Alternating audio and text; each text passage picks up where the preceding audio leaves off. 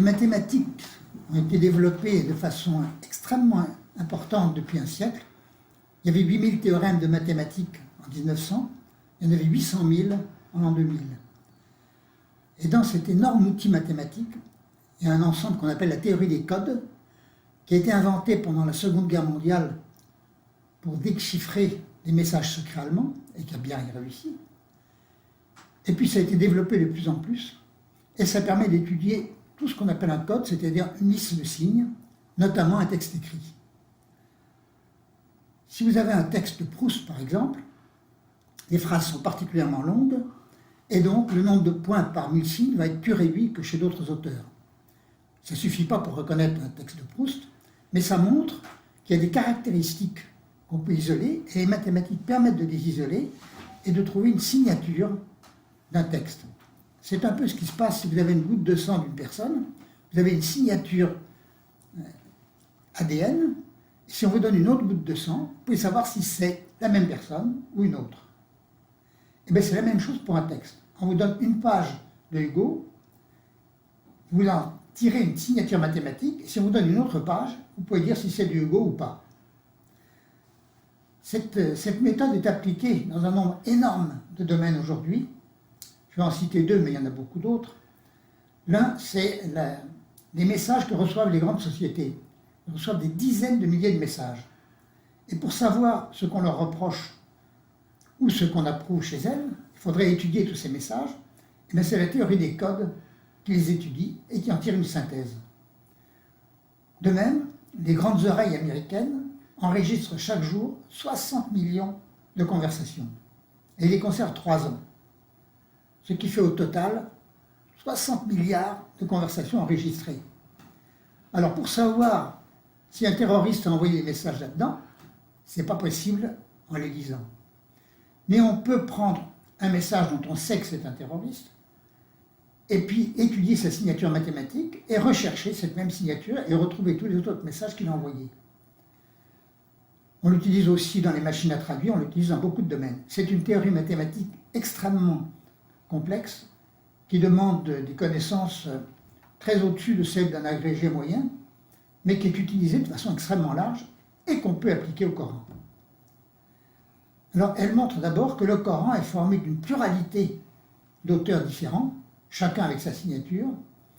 Il y en a au moins 30, au plus 100. Le chiffre le plus probable, c'est 50 auteurs différents. On peut se servir de la théorie des codes pour dater un texte. Et ceci montre que le Coran a été écrit sur 200 ans environ.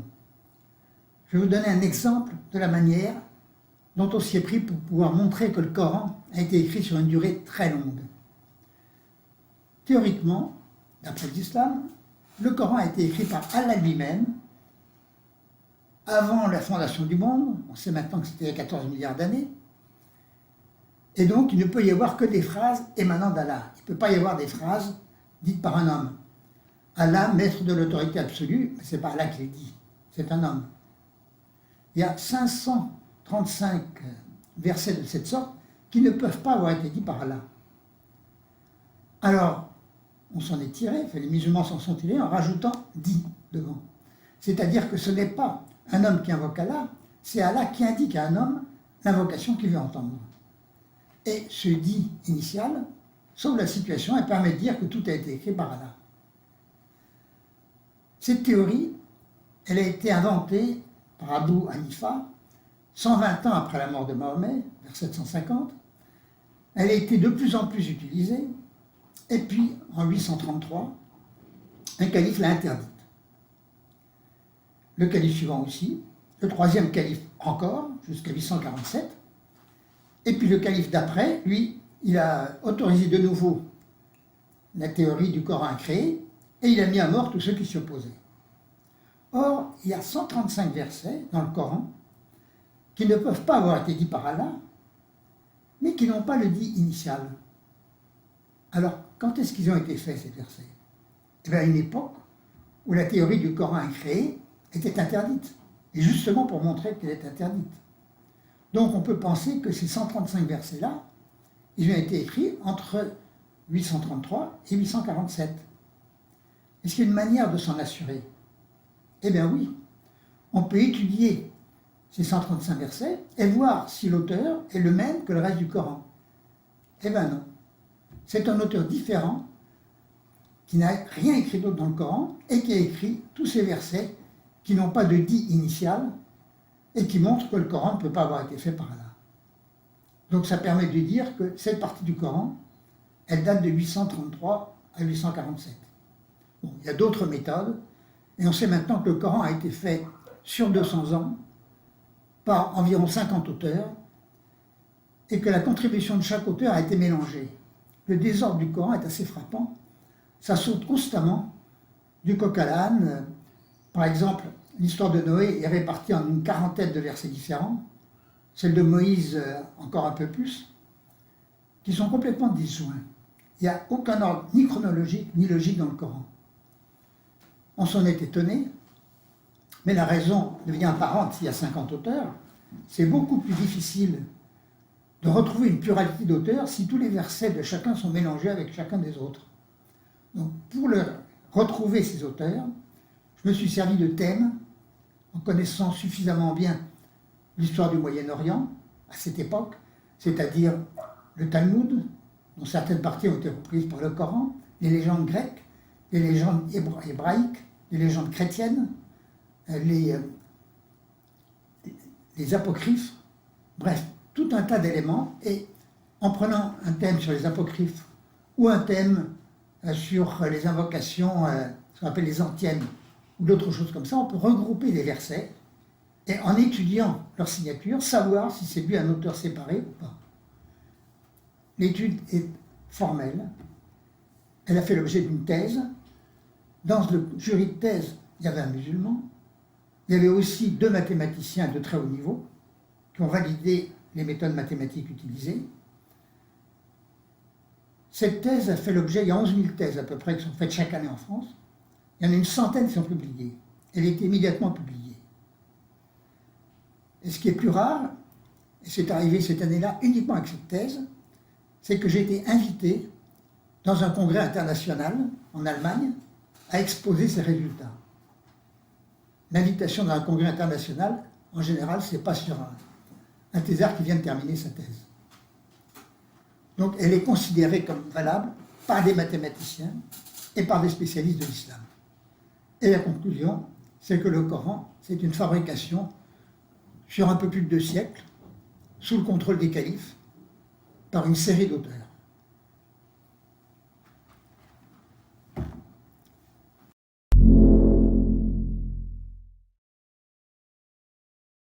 Bien sûr, c'est arrivé très tôt, puisque le Coran, tel qu'on le connaît aujourd'hui, est censé avoir été fait par Othman, le 3e calife 15 ans après la mort de Mahomet. Il a fait rassembler tous les textes qui avaient été pris sous la dictée de Mahomet sur des supports de fortune, des omoplates d'âne, des omoplates de chameau, des sticks de palmier, des tessons de poterie. Et il a classé ça par ordre de longueur décroissante, c'est-à-dire sans aucun ordre, ni logique, ni chronologique. Ensuite, il a détruit tous les originaux. C'est quand même surprenant, c'était précieux pour les musulmans d'avoir les originaux sur lesquels on avait pris les paroles de Mahomet. Tout a été détruit. Et il a fait mettre à mort tous les gens qui, après la date fixée, déclaraient qu'ils possédaient encore un fragment du Coran. Donc c'est une fabrication sous l'égide des califes et avec un mélange délibéré, puisque le classement par ordre de longueur décroissante, ça permet de mélanger tout et n'importe quoi.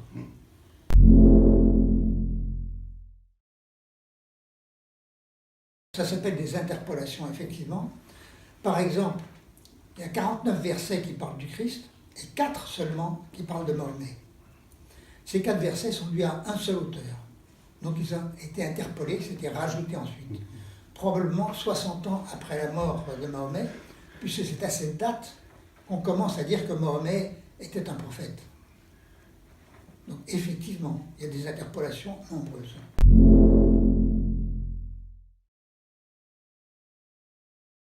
Alors il faut voir que ce verset que vous venez de citer, c'est dans la sourate 5, le verset 32. C'est un verset conçu pour montrer la modération du Coran. Mais, en fait, on coupe ce verset, on n'en cite que la moitié. La première moitié dit, voilà la règle qu'Allah a donnée aux Juifs, pas aux musulmans. Aux musulmans, c'est autre chose, c'est le verset de l'épée. Donc, ceci vient effectivement du Talmud. Il y en a beaucoup d'autres qui viennent effectivement du Talmud ou des apocryphes chrétiens ou de légendes grecques, etc. Donc c'est une sorte de pot pourri dont on peut retrouver certains éléments en rapprochant tout ce qui concerne une légende grecque, par exemple, et en regardant si c'est un seul auteur différent du reste du Coran.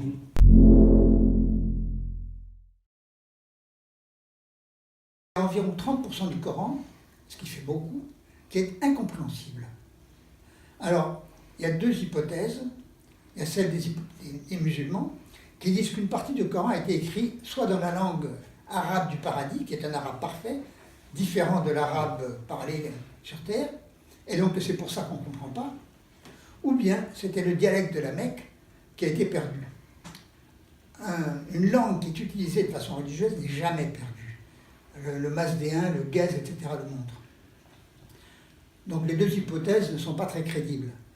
Les Occidentaux pensent eux aussi qu'il y a une autre langue que l'arabe derrière le Coran, et ils pensent à l'araméen. À l'époque, c'était la langue de la culture. Les écrivains écrivaient en araméen et parlaient en arabe, comme en France à l'époque, on écrivait en latin et on parlait en proto-français. C'était également la langue du commerce et c'était la langue diplomatique. Et un certain nombre de versets incompréhensibles du Coran deviennent compréhensibles si on suppose que ce ne sont pas des mots arabes, mais des mots araméens.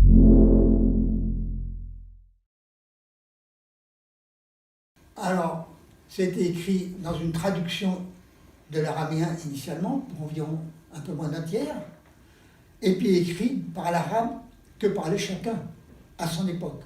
Alors l'arabe est relativement uniforme, mais il y a quand même des différences assez significatives, et c'est une des méthodes qui permet de voir que le Coran a été écrit par un grand nombre d'auteurs différents.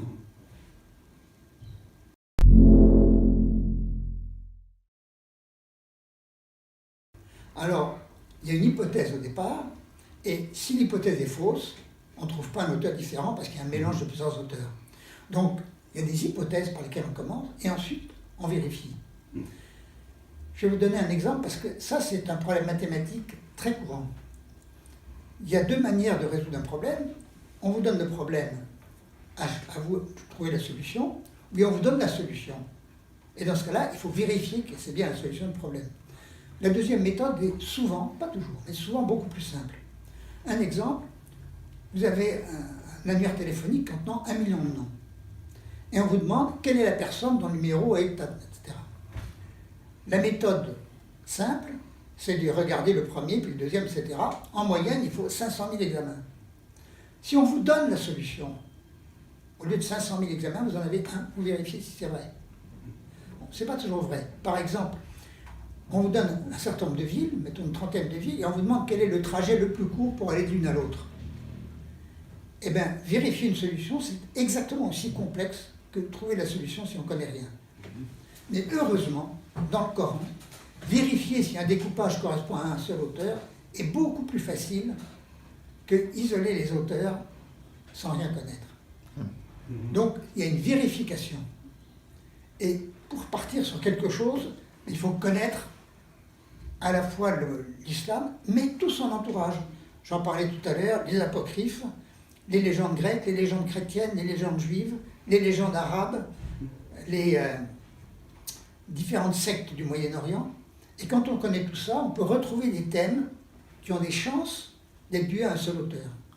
Alors on rassemble les versets et on vérifie qu'ils ont bien une caractéristique mathématique qui les désigne comme un auteur différent.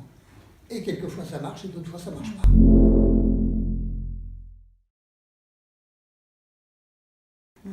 C'est les sourates qui sont rangées en ordre de taille. Et à l'intérieur des sourates, il y a aussi un gros mélange. Donc en fait, je pense que le mélange est délibéré pour rendre très difficile l'identification des auteurs successifs qui ont contribué au Coran.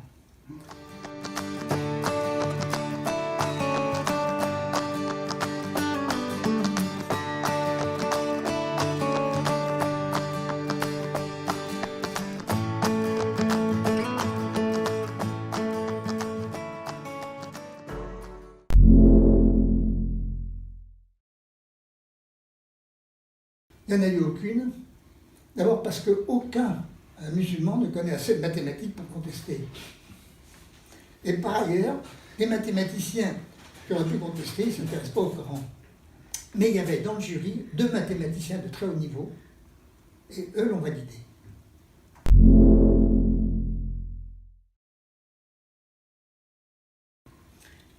Quand un musulman a tué ou s'est fait tuer sur le sentier d'Allah, c'est-à-dire a tué ou a été tué dans le djihad, il a droit à 70 vierges au paradis. Alors dans le texte initial, il n'est pas question de vierges, il est question de gonfler, de quelque chose de gonflé. Alors, on peut se demander ce que c'est que ça. Le mot est our, dont on a fait ori. Our, ça veut dire blanc, et par extension pur. Donc, ils ont le droit du blanc gonflé. Alors, c'est pas très compréhensible. Alors, on a interprété ça en disant que our voulait dire jeune fille. Ça n'existe dans aucun élément de l'arabe. C'est le seul endroit où on dit que our signifie jeune fille. Et gonflé, c'est un peu ennuyeux. Parce que si on leur donnait des femmes obèses comme récompense, ils ne pourraient pas être très satisfaits. Donc, on fait une interprétation et on dit que ces jeunes filles sont gonflées quant au sein. Et puis ça fait un peu collégien boutonneux qui s'intéresse à la taille des seins de ces féminines. Donc, on fait une nouvelle interprétation. À l'époque, les jeunes filles avaient des seins en forme de pomme, mais avec une nombreuse grossesse, les femmes avaient des seins en forme de poire, et donc, les beaux seins, c'était ceux des jeunes filles. Donc, on remplace seins gonflés par seins de jeunes filles. Puis après, on remplace jeune fille avec des seins de jeune fille par jeune fille adolescente, tout court. Et dans le Coran final, la conjecture conduit à remplacer blanc gonflé par jeune fille adolescente. Voilà un exemple d'interprétation.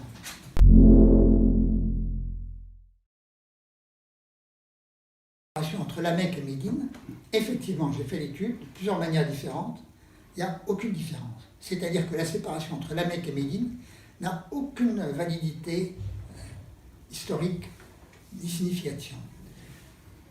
Cette séparation a été faite plus de 200 ans après la mort de Mahomet par des grammairiens perses, pas des arabes, qui ont classé ça suivant les thèmes, en disant que Mahomet, d'après l'histoire qu'on raconte, à la Mecque, était le chef d'une petite secte, alors qu'à Médine, il était le chef d'une armée et d'un embryon d'État. Donc tout ce qui concerne la vie privée a été mis à la Mecque, et tout ce qui concerne l'État ou la société a été mis à Médine. Il n'y a aucune tradition qui permette de faire cette différence. Et en fait, on a fabriqué un classement la Mecque-Médine pour coïncider avec ce qu'on raconte de l'histoire de Mahomet.